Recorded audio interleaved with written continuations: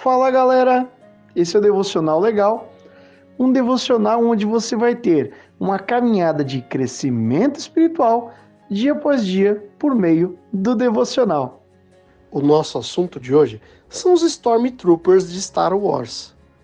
Nosso texto bíblico de hoje está no livro de Efésios, capítulo 4, verso 11, que diz: E ele designou alguns para apóstolos, outros para profetas, outros para evangelistas e outros para pastores e mestres.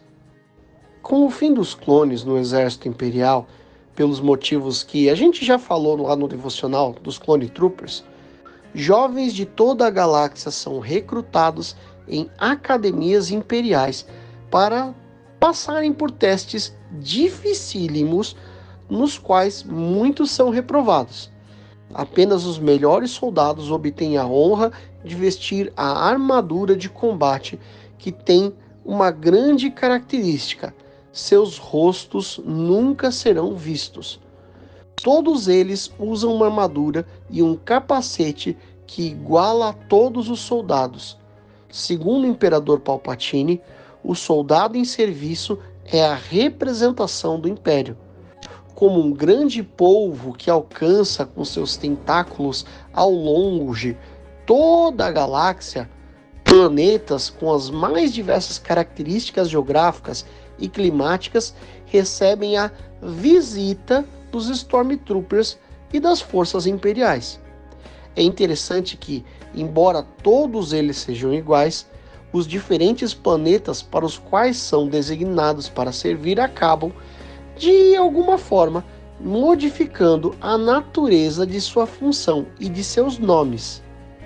Snowtroopers preparados para planetas gelados, Sandtroopers equipados para atuação em planetas desérticos, Sea Troopers preparados para operações marítimas, Death Troopers, soldados das tropas de elite do Império, Rocket Troopers, troopers equipados com foguetes para operações aéreas.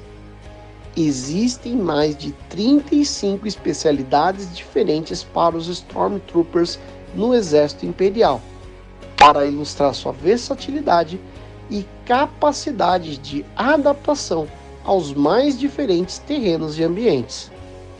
Gostaria de utilizar essa diversidade, diferentes armaduras, para atender diferentes territórios? Na unidade, mesmo vestindo roupas distintas, ainda eram todos Stormtroopers, para abordar uma questão bastante pertinente nos nossos dias: os 5 ministérios descritos por Paulo em sua carta aos Efésios. A igreja é a mesma, mas precisa de diferentes ministérios fluindo e crescendo em territórios distintos para que exista saúde espiritual no corpo de Cristo. O primeiro elemento necessário para a compreensão dos 5 ministérios na igreja é o entendimento do seu propósito e importância. De acordo com o apóstolo Paulo, a função do ministérios é o amadurecimento, edificação e preparação da igreja para que ela alcance a estatura de Cristo. Jesus Cristo exerceu os 5 ministérios durante sua jornada terrena. Dessa forma, ele foi apóstolo, profeta, pastor, mestre e evangelista. Ele deixou esses dons para que a igreja possa amadurecer e crescer enquanto aguarda sua volta. Nesse sentido, é importante salientar que os 5 ministérios não são 5 pessoas que mandam na igreja como uma sociedade, mas sim 5 áreas de atuação necessárias para o crescimento da igreja. Assim, é plenamente possível que existem diversos profetas, mestres, pastores e evangelistas em uma mesma igreja local. Outro ponto que levanta dúvidas a esse respeito tem relação com a atuação prática dos dons ministeriais, para que tudo seja feito segundo a palavra de Deus, ou seja, 1 Coríntios 14:40. mas tudo deve ser feito com decência e ordem. É importante entender que os 5 ministérios são parte de um todo. Isso significa que todos eles são fundamentais para a vida da Igreja de Cristo na Terra. Eles são interdependentes, o que significa que não existe ministério superior ou inferior aos demais.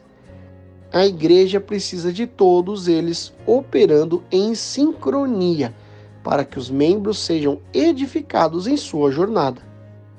Mais importante do que ser chamado de apóstolo, profeta, pastor, mestre ou evangelista é exercer o seu chamado na plenitude, servindo a Deus com alegria. Você estará conectado a gerações de cristãos que fizeram a diferença em seu tempo. Eu espero que você tenha gostado desse devocional de hoje. A gente fica por aqui. Um grande abraço e fica com Deus.